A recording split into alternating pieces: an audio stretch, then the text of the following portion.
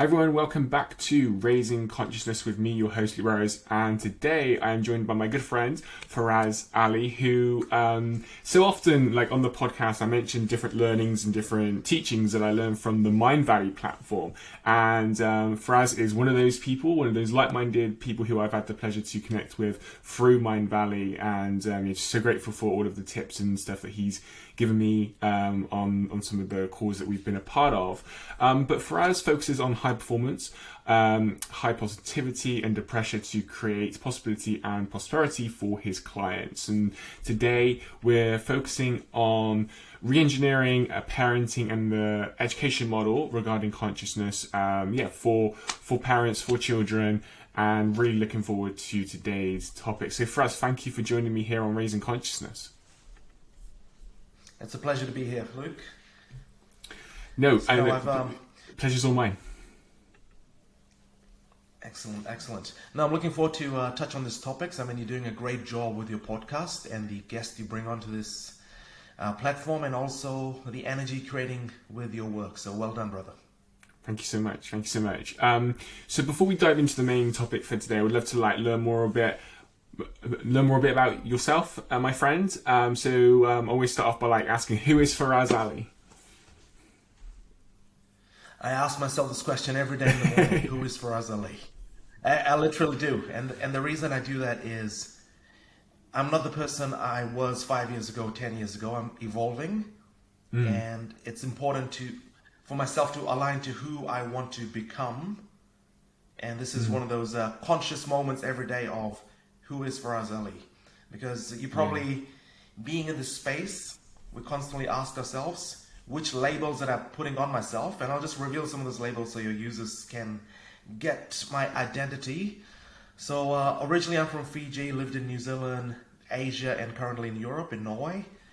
And I've been working in a lot of different sectors, from television, in front of the camera, to modeling, then going into IT consulting, sales. So I've been all around the block in terms of experiencing different corporate business cultures, and also the high life of fashion, television industry, all the parties that goes with it. But at a certain point I decided, you know what, I'll stick to consulting, which works great for me. I work great with people, and the consulting has been in the empowerment space mostly. So I've been working a lot with leaders and a lot with parents. Mainly I like to combine them together and say I work with leaders who are parents, but a lot of my clients are actually not parents, but they just come to me and you know what, I like what you do, let's make some magic happen. But yeah, I work a lot with high performance culture creation. And the reason I do this is when I became a father, I asked myself, can we use the F word on this, by the way? We can't. I'll keep it Go quick. ahead. No, go ahead. All right. Just seeing where the boundaries were. No, so I used to say, what the F was I doing with my time? Because once you become a parent, your schedule gets dramatically impacted. You don't have much time in the day anymore. Your sleep is affected. And the time you do have in the day, you got to make the most of it. And prior to becoming a parent, I used to be in the areas of consuming a lot of entertainment, using my time meaninglessly, and just thinking every day is a given. But once I became a parent, I realized, you know what, I got 3 hours a day. When you take those 3-pointers, you got to sink it. There's no chances to miss. So that's how that high performance culture came about for me. It's like, how can I optimize my day, optimize my performance to get the most of it and the highest results in a very short time? So I started doing this for myself, and I was like, God damn, this works. And my friends started asking me how the hell do you do this? And that's how the consultancy just came about. People started asking me, how can I optimize my day as a parent? So I'm struggling in this area of my life. And slowly and swiftly, it just started coming together. And I started coaching people, and I still do that, consultancy and coaching, as most of the people in the personal development space do. And one of the other things that came out of me becoming a parent is I was and Still am a digital nomad, making a comeback after COVID, because all the digital nomads, they said, all right, we're going to hang up the jacket for a while. So I'm making the comeback now. But one of the things, when my daughter was born, because I used to travel almost 100 to 150 days of the year prior to becoming a parent. And when my daughter was born, people coming up to me like, my man, your traveling days are over. I'm like, why? You got a child now. And they said this was a negative connotation, like they're celebrating for you. You got a child, now you can travel. I don't have to see your Instagram pics or social media profiles of you being in a hot location while I'm skiing somewhere. And I'm like, you know what? Watch me fly, baby. Watch me fly. So one of the things I did as a challenge was travel as much as possible with a child, just to prove that this myth is wrong. Because a lot of parents, what I've noticed is they accept that when a child is born, your life is going to be limited. You start setting these boundaries, these limitations. And one of those things that gets sacrificed is travel. They're like, I'll travel when my child gets older. Yeah, no, I And I'm definitely like, can see no. that. That is not me. No, I definitely sense that, within society, etc. And so, like, why do you feel like people or parents have that limiting belief? Ultimately, do you feel like that's something that just gets passed down from like generation, just like something that's in society, so people will believe it? So yeah, this is a lot of societal and cultural constraints. Because I was bubble wrapped as a child. And not as a baby, I mean as a child. My mom would not let me do anything, the fear that I would get hurt. And what that does is basically, if you get your child to jump off, let's say, the 5-meter diving board, I'll be thinking, my baby is a warrior. Other people will be thinking, that is an irresponsible parent making a jump from so high. And there's always the fear of what will other people say, the fear of judgment. Because people like to be very conservative with their approach on raising a child, because we want to keep them safe. But at the same time of bubble wrapping and keeping someone safe, we're restricting that child from the possibilities of learning. And it's just a lot of cultural constraints, societal constructs that come into this play. Like, this is how it has been done for the last 50, 100 years. If it ain't broken, we don't need fixing. But the question becomes, are we evolving? Are we learning new processes to raise children? And this is something that comes about because my mom is very conservative. My dad is a bit on the wild side, he'll go with the ideas. But mom's like, no, we're going to protect a child. So when I told my mom we're going to travel to, let's say with a small child, she was 3 months old. First we went to Manchester, then we went to Singapore, Fiji, New Zealand, former Yugoslavia. We've been to a lot of places. I think it was 32 countries in 3 years' time. Wow. With a child before she turned 3. So we did a lot of countries, from the Balinese jungle to other locations. And I did this as a challenge, remember? Yeah. I didn't expect something to come out of it. I was like, screw you all, I'm going to travel with my child, I'm going to have fun, I'm going to work from the road, this is going to be great. But then I started seeing something change in me. And this could be something related to fatherhood, but just doing what I want, it allowed me to show up to my child as myself without all those boundaries we put. Because what happens is, when you go into paternity leave, you spend a lot of time with your child in a closed environment. You go for coffee, you're pushing the child's wagon, and so on. You're in a closed environment. And some people get bored. If you don't have your podcast, your books, you're going to get bored. You're connecting with the child, and people are like, yeah, I'm connecting with my child. We're spending a lot of time together. And that is a very positive thing. But deep inside is like, I'm not doing that stuff that keeps me alive. I want to listen to my podcast, but I fall asleep because I only slept 2 hours last night. I want to read a book, I can hardly keep my eyes open. I want to go for a swim, I want to go for a run, I want to do all these activities that make me alive. And this comes for me when I'm traveling quite a bit, if it's domestic or international. Just being on the road, doing adventure, and my daughter gets to see the real me, the authentic me. Like, daddy loves to jump off a edge of a cliff into deep water. Let me put my life jacket on. I'm going to follow Daddy and do the same. He loves to do all these water activities like water stand-up paddling. So she joins me. She was swimming in the open water by the time she was 2.5, Wow. 3 years old. Wow. That's amazing. She's just got this, she's got no sense of fear, but she has a sense of responsibility. Like when she's jumping in the water in the Maldives, she's like, Daddy, are you sure those are dolphins and not sharks? I'm like, those are dolphins. Okay, you jump first and I'm going to follow you. So she uses me as the crash test dummy to jump in the water first. Yeah. She figures it's dolphins, then she jumps in the water. And I would have never jumped in the water when I was 2.5, 3. My mom doesn't even put me at the beach. Right. Yeah. And so the main point I'm making is what I've learned is that if we expose children to different cultures, different societies, different environments where they get to test themselves from an early age, they get to develop faster. It doesn't mean they miss out on their childhood, they just experience how to live.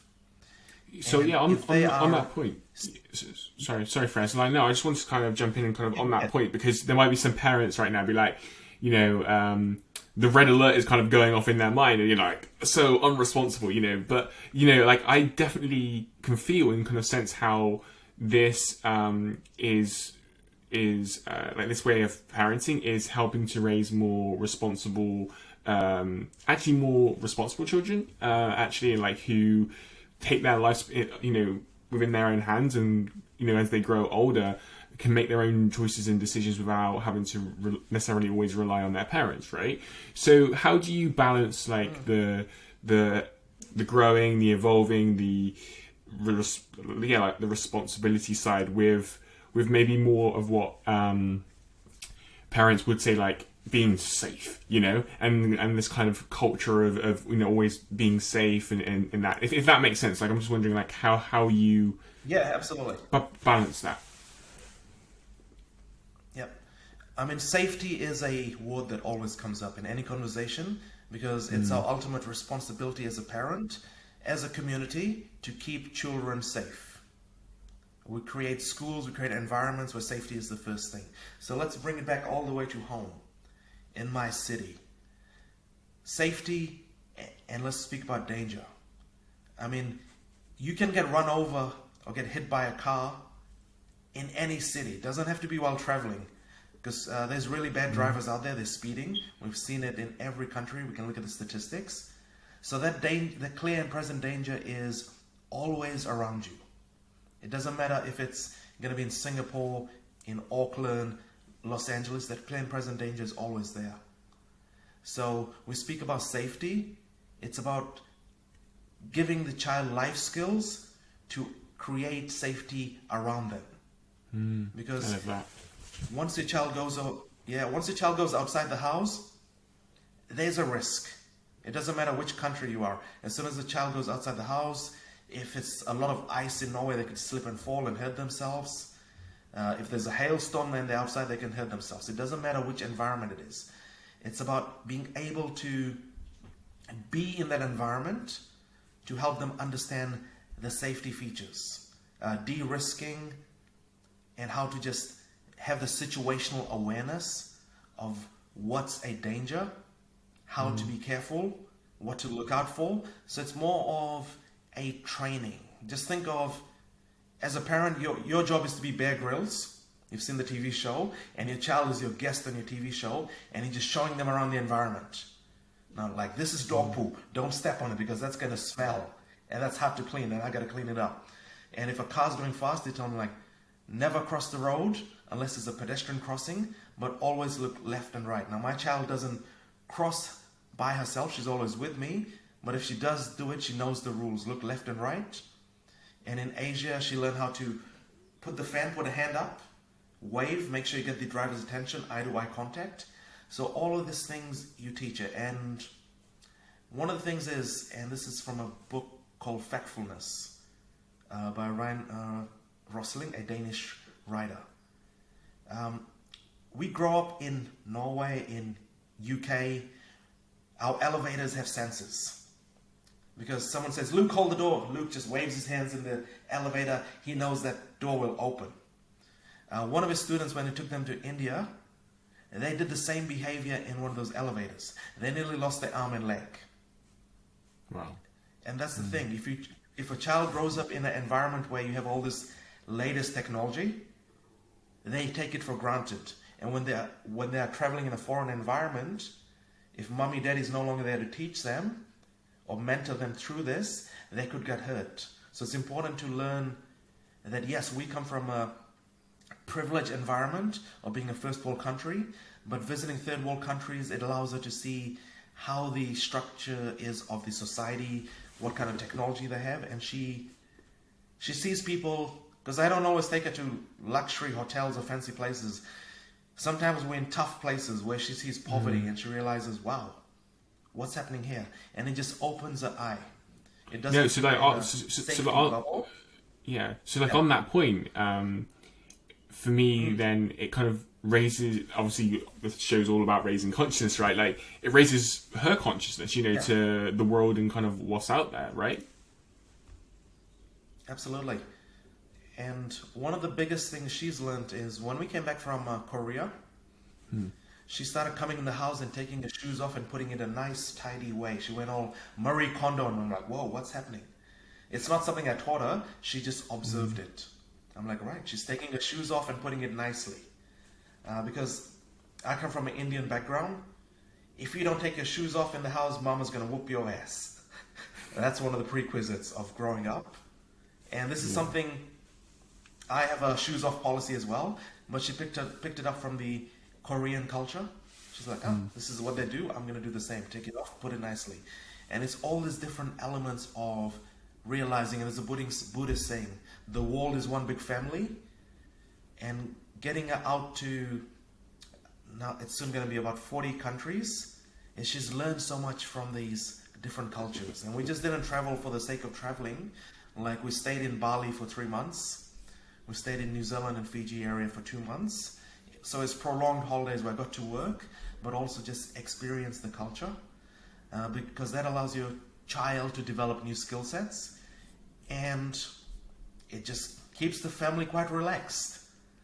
And the first 3 years when we did this, I was like, I will continue traveling 10 to 12 countries a year. Then COVID came and said, what's up, everybody? And then now I was in an environment for 6 weeks when this kindergarten was closed. My daughter she just turned 3. We just returned from India and Maldives. And I'm like, I'm going to be in the house with my daughter for almost 24 hours a day for the next 6 weeks. My wife, she works in the hospital, so she was doing her regular hours during COVID, being a frontline worker. So that 6 weeks, I thought it was going to be really tough because all of a sudden, everyone's been placed in the same situation. You got to spend time with your children at home. There's no schools, there's no nannies. And I'm like, okay, how am I going to handle this? And then I realized, you know what? I've been doing this for the last 3 years. It's just been we've been traveling together. We have our routine. She does her reading, her learning, her drawings. So it went very smoothly. It was a lot easier than I expected. Matter of fact, it was too easy. And I was like, wow. And then I'm seeing my friends post on LinkedIn, social media, this is the toughest time of my life. I'm like, what is happening differently? And it all came down to a state of the mind. And we spoke, and I know you've spoken about reframing in our mind value circles and our personal growth. It's like reframing the situation and showing up with a winner's mindset. Because the most important thing in any raising consciousness environment or in a person is showing up with a winner's mindset. It means, yes, being an optimist, but it's going there knowing I'm going to have a fun time. And I teach my daughter to have that as well. When she goes into a new environment, she's like, I'm a little bit scared. I'm like, yep, there's some issues. These are the risk factors. Now we know them. But we're going to go there and we're going to have fun. And it's the same with the home environment. It's like we're going to spend a lot of time together. So the communication is very transparent. But what's going to happen is we're going to do this, this, and this. And you can choose whatever you want to do. So I give her some control over what she wants to do. It's not a dictatorship. So she calls the shots. And I'm like, we're gonna have fun. And it's whenever we're playing a game as well, it's like we're going out there, we're gonna have fun. We're gonna climb from this place to that place. We're gonna get it done today, even if it takes us 5, 10 different attempts. And it's just planting the winner's mindset. And if you look at Michael Jordan, Kobe Bryant, we can even go to Mahatma Gandhi and Da Vinci. All of them had this winner's mindset. It's like, we're gonna go, we're gonna do this. We might have some lessons where it doesn't work out as expected, but we're gonna keep pushing on because we're gonna get the final result. And that's something we need to plant in the conscious environment. It's like we are here to create and become more than we ever imagined. And to do this, we need to have the right mindset of learning, creating, and knowing success lies at the end of everything we touch, and just having the gratitude. Because every time we read a book, perhaps like when I read a book, I read half the book, I don't go like, God damn it, I haven't finished the book. It's like, wow, I'm grateful that I've been able to finish half the book. I reflect on the learning, what I took from it. I'm like, I'm grateful I still have time to read the rest of the book. And it's just that whole mindset of creating positive placeholders. Because we are in a society where there's a lot of lack, there's a lot of questioning, am I enough? And this comes with our communities. Because when someone tells anybody, when my child goes to school, if people start feeding her mind with negative information, she might start taking that and constructing an environment around that. So it's very important from a childhood perspective, create positive placeholders. Means telling yourself, I'm good enough, I have my ability to learn, I will continue to learn, I will continue to harvest gratitude, be optimistic, and have a winner's mindset with anything I do. So basically, love what you do, yep, or do whatever you're doing, but do it with love. So that's something I teach my daughter. But go ahead, Luke. Sorry. No, that's amazing. Like the core values of are definitely coming out, in this episode, and I think that's something that everyone can pick up on. I'm not a parent. I don't expect to be a parent for many years, but it's great to have these conversations, because it's like adding to whenever that time comes, that I'm then in the best place that I can to also raise conscious children and obviously to practice conscious parenting as well. What I did want to ask though was your thoughts on two questions actually. So the first is, what does it mean to be a conscious parent? And then secondly, what's your thoughts on the current education system and how that has an impact on us on us and like our children as well? Yeah, absolutely. Let's go with the first one. So being a conscious parent, it can mean a lot of things, because right now, if you go to Google and type in conscious parenting, it's going to give you contradictory advice, and then you're just going to be chasing your own tail, so to speak. And we have a tendency as human beings in this current day and age to complicate everything. Very true. So, and wearing a Liverpool hat, I can give you an example. You're supposed to kick the ball from point A to B. People are like, you got to kick it slightly with a hint on your left toe, and then you spin your leg. You got to take the wind factor. You're like, man, I just want to kick the ball. I'm 5 years old. No. You got to feel the ball. You got to make love to the ball and get it to the goal. You're like, oh shit. We complicate things. No. So when it comes to conscious parenting, you got to make it simple. And the simplicity of being human is cultivating humanness. And what I mean by that is, because when I grew up, Luke, you're in between 20 and 30, right, at the moment? I'm 27, yeah. 27, yeah. Okay. So when I grew up, I didn't have TV. I grew up without TV. We had a VHS, which means a video cassette, which is this big thing before we had streaming TV. I grew up in Fiji. I used to play outside, climbing coconut trees, catching fish, crabs, a very Robinson Crusoe type of childhood. And I love that.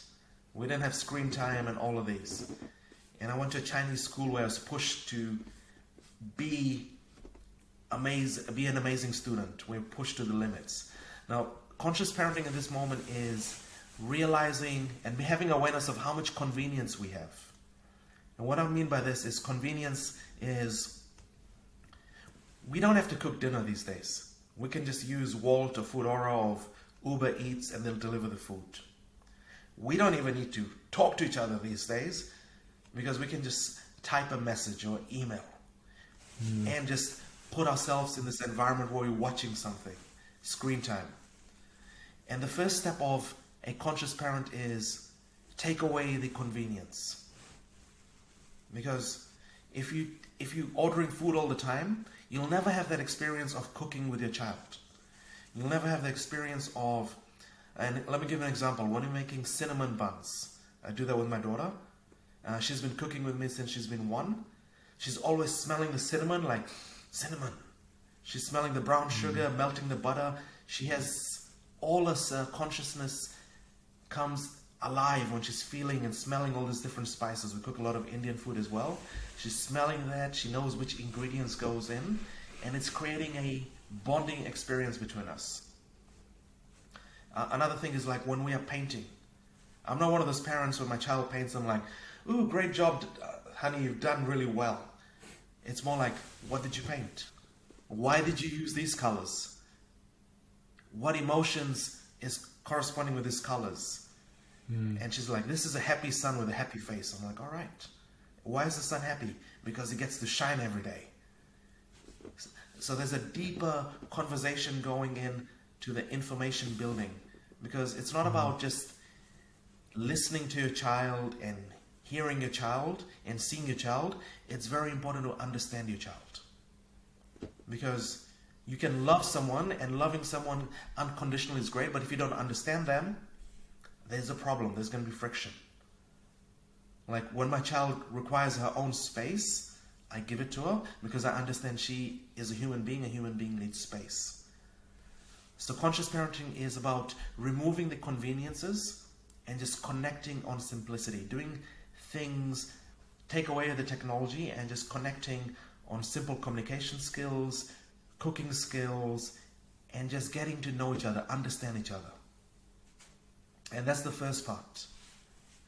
Once you get to understand each other, it makes your communication much easier. But like when I did my underwater training with my daughter, this sounds really hardcore, it's not Navy SEALs, but she loves holding her breath and going underneath the water. We created sign language. So thumbs up means fine, and if she's feeling like she needs to go up, she does this, and I'm like, all right, go up. So we have this communication, and we did this in a controlled environment in a swimming pool, because she started taking swimming lessons when she's 3 months. But within 18 months, whenever we're in the water or the ocean, she always gives me signals. We're communicating, and that comes through building a bond and understanding the other person. And that was so important with the conscious parenting. And the next thing is you create your environment at home. We've spoken about winner's mindset. You keep empowering your child. One of the things I use in my house is the language of empowerment. This is coming in my upcoming book as well. And that means I don't use any disempowering words in my house. And that's to my wife, my daughter, anyone in my environment, even my team and the people I coach. I'm like, is that hard don't sometimes? use that word. Is that hard sometimes, or is it now like become such of a part of your identity that it's just like who you are? So one of the things that comes with consciousness is simply knowing when you're about to screw up and say a negative word. It's about catching yourself before it comes out. And if it does come out, and it has happened to me, she tells me like, Daddy, you said some words which are not right. I'm like, yeah, actually that is correct. I messed up. As humans, we do mistakes. She corrects me when I go into using a negative, disempowering word. And I'm like, okay. Because I used to be Captain Grammar, now she's like Captain Consciousness with this whole empowerment language. So she calls me out on it if I ever trip. But most of the times I've taken moments to take a breath, analyze what I'm about to say, and be more conscious and logical about what I'm saying rather than reactive. And this comes to all my conversations. And this is something I teach her as well, and my coaching clients, is have that moment to just say, you know what, let me take a moment, let me breathe, analyze what has been said to me, and come up with a well-crafted response, as opposed to speaking for the sake of speaking. And I think that alone just creates a whole environment where your child and everyone in that environment, let's say the siblings, the husband, wife, everyone starts to contribute in creating an environment where people are speaking with empowerment, people are speaking with positivity, and there's a winner's mindset. And if I'll take a study from the NBA, the National Basketball Association in the US, at the beginning of any season, if you look at the first 5-6 games, and this was a study done, it's the team who's giving each other high fives, putting their chin ups, fist pumps, is that team that goes to the finals. And the reason is they have this whole empowerment culture set up. They're aware of, it's not about me, it's about the team. Let's get everyone's spirits up, because if they are happy, the team performs well, the whole environment is happy. And you can take a lot from sporting environments or team constructs and put it in your family environment. Because if you create a positive team culture, which is your family culture, that gives you a lot of rewards. And I've seen this in our travels. When everyone's functioning in a positive headspace, the whole family works well. And then when we've expanded this to other family members and friends who come with us on holiday, everyone's vibing on the same frequency of positivity, empowerment words, and just making sure they show up, they're aware of what they're saying, what they're doing, and they're contributing in a very positive way. And once you create that environment and start spreading it, it just becomes very powerful for conscious parenting. And that's something I'm trying to expand into our next question, which is the education system. And I'm going to touch on that quickly. So we have your education system currently. And Luke, let me ask you a question first. How was your schooling experience? In terms of how confident did you come out of there, and what you felt was missing? Confidence out of there was like probably a 4, a 4 or 5. Most of my confidence has come from personal growth, has come from my own education. Personal growth education has come from real world experiences. So yeah, I would say it's low. it was low. And yeah, at school I wasn't very conscious at all. For me, and I wasn't academic either. Like, I just wanted to play football. So, just kind of like play football and hang out with friends. So like that was literally like what I wanted to do. So I would probably sum up like that. Yeah, I wasn't academic or anything really. Yeah, I mean, the two points you touched on is socializing and sports, and I think that whole social environment that a school presents is very important, because at a certain point, as you enter the schooling environment, as you enter the teenage age, your friends become your family, and you've experienced that, right? The people you hang around with, and they become your family. You start taking their advice. And your parents. But it has to be the right people. Like, that's what I learned as well. Exactly. Yeah, and that's where I'm leading this into. Is your child is going to spend a lot of time in the education system, so we're going to make sure the education system is focusing on personal growth. It's telling people how to do meditation, visualization, manifestation, how to be very compassionate, kind, different cultural understanding. Conflict resolution, teaching everyone how to get along, and the whole living by your values. This has to be incorporated at a young age, like kindness and compassion. And this should be anchor values for all children and all teachers. And it's important the schooling programs start focusing on this instead of just pushing subjects on children that they don't like to do, and then just build resentment, and they take it out on other students. They don't focus on building relations and just not getting understood by other students. And you will see what happens in school environments, like work environments. It always breaks into silos of groups. There's this group who likes this area, and that's going to happen naturally. But at the same time, we're going to make sure these groups are talking to each other and be compassionate. And the students are learning things that are contributing to their personal growth, not just putting them another cog in the machine so they can go out, get a student loan, go to university, and then just work for a company and then realize, hang on, I want to be a fucking entrepreneur. I don't want to work for someone. Now I'm 32. You don't want that, because you'll see from we have a lot of shared mutual friends in our circles. A lot of the parents over here are putting the child into places of being entrepreneurs from an early age. And we're not just speaking about the lemonade stand, we're speaking about building baking kits that are designed for children, stuff that they can start to sell and understand the process of, as long as you create something of value to society, you can sell it and people will give you money. And then you take the money, you put into the company, grow it bigger, or build another company. So entrepreneurship is something that needs to be taught at a young age to children. And what that does is it allows children to be more creative.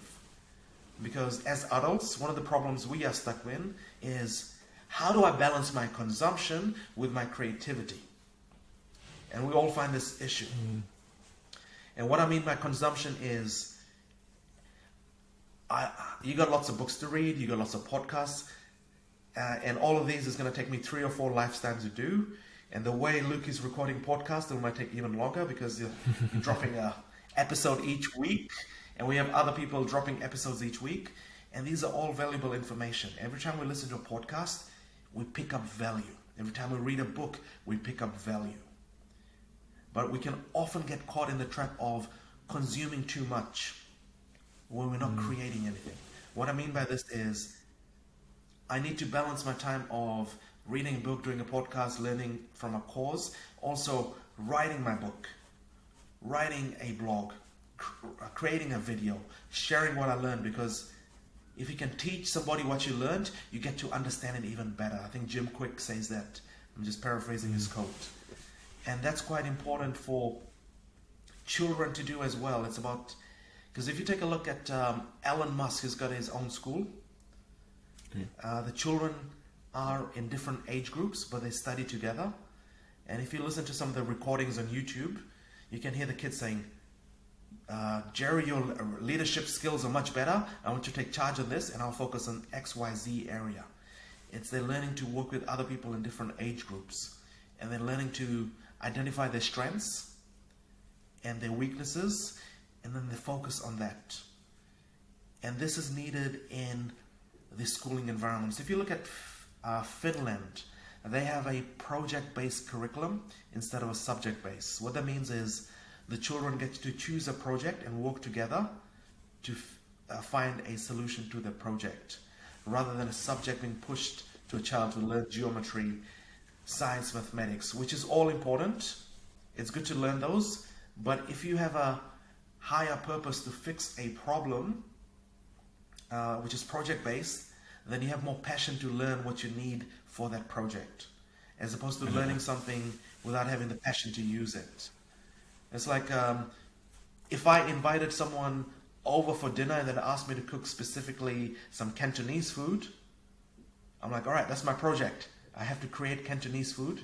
Then I'm going to learn it for the next 2 weeks, what I need to learn, some of the dumpling styles, and then I'm more passionately connected. Rather than randomly just going to Udemy or any other programs and like, what should I choose to learn how to cook? Cantonese food. All right, let's try that. Maybe I'll finish this program. There's no passion about it.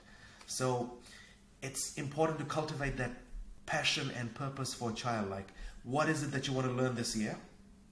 Like, I want to learn how to play tennis. All right, let's focus on getting you all the resources. See if you love it, get into it, try your best. And maybe 1 year from now, you're like, you know what? this is not for me, I'm going to try a different sport. I want to try team sports, football. So it's just about helping them cultivate their purpose, giving them the resources, and just showing up with them to understand their journey. Because when a child comes home at night or late afternoon, you have to ask them, what did you learn today, or what did you experience today?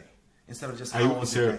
How was it? No, I always used to get asked, like, I remember that, like, a variation of one of those questions, right? And yeah. I always used to say, like, nothing, because I think it goes back to the point you were mentioning beforehand of, like, not having that passion for what you're learning or anything. Like, you just, then so much in the routine of education in school, based in the school system, that you're going to go and learn about science. Like, one of the things that always got brought up for me is, like, why am I learning about a Bunsen burner, right? Like, I haven't used one since I've left school. Like, I reflecting back, it's added no value to my life, right?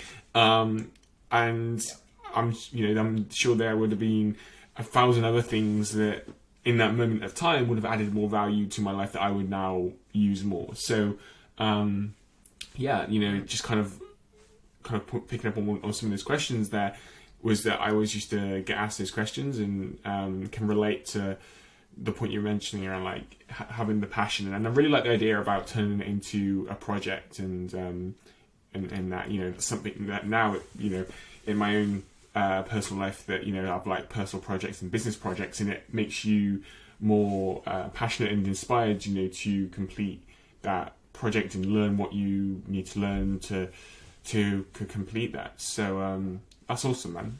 Thank you for sharing that. Yeah. In the time that we have left, do you have any other thoughts, tips, wisdom that you would love to share? Yeah, I'll try to sum it as fast as possible. So what you want to do is, and this is not just for children, and this is for adults as well, make sure you are aware of not getting trapped in the consumption. Because you just mentioned schools right now. What the children are doing is consuming information that they're not personally connected to. You got to be creating something, and the creation gives purpose to consuming information that is linked to it. So find out what is your passion, what is your child's passion, and then create the consumption around that. Because everyone in COVID found out they had a passion for baking banana bread. So yes, they bake banana breads. They learned how to do it. This was a good thing for children as well. They learn how to bake with their parents. So find something that you want to create, and then consume is a secondary thing of getting the skills and the information to make the creation a possibility. That's the first thing. And the second one is just having awareness of your actions. And what I mean by that is, set a purpose, and that could be monthly purpose or yearly purpose of what is it that you want to learn. Because don't just read a book for the sake of reading a book. Read the book that will help you raise your level, your skill level, your mindset, so you can do more, be more, become more, give more to others. And that's important to just have the awareness, like, where am I currently in life? Where do I want to be? What is the integrity gap of where I am currently at the moment and where I want to be? And how can I reduce that gap? Once you ask yourself that question, you'll get your answers. Not instantly. You might get it in a few days, a few weeks, but at least you've asked the question. So Deepak Chopra, he mentions, it is okay to ask a question and wait for the answer. Because what the universe puts out there for you is the answers. The next time you have a conversation with a neighbor or someone on a podcast or networking event, they might say something that is your answer, because you've asked the question or the questions. You're looking for that answer now.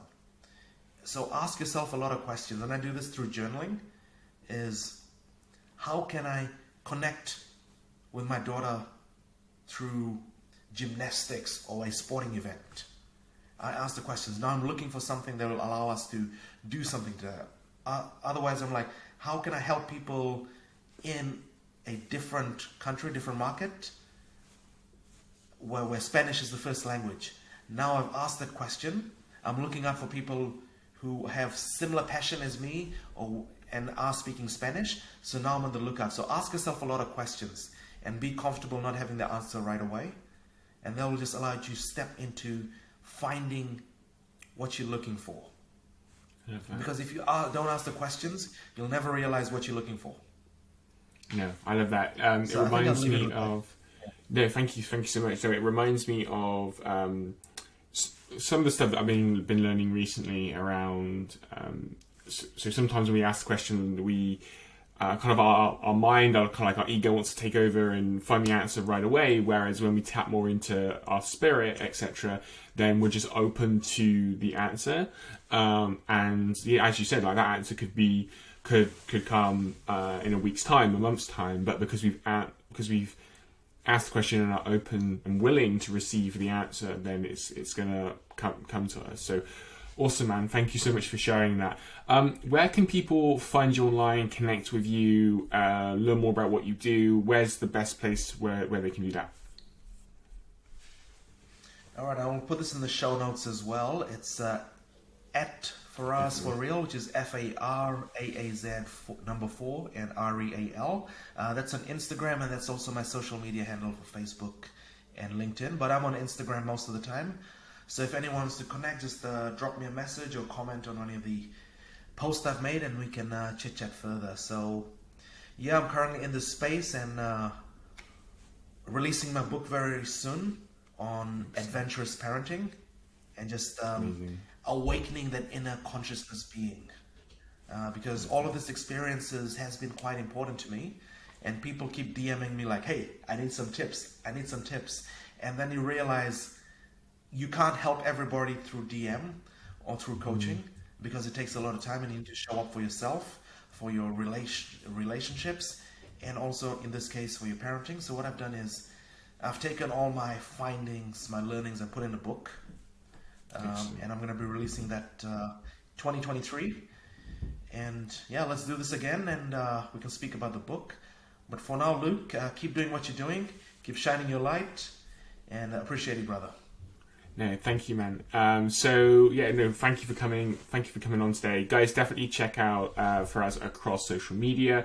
And do you have a website, or is it best for people to message you if they want to learn more about what you do? Yeah, it's farazali.com. We'll put in the show notes. That's my first name at ali.com, and also I've got my company website, which is called aspiretoconnect.com. Excellent. And we'll link that down below. Notes. Definitely. Awesome. Well, a lot of value today. Thank you so much once again. And I will be back next week for the next episode of Raising Consciousness. So I look forward to talking to you all then.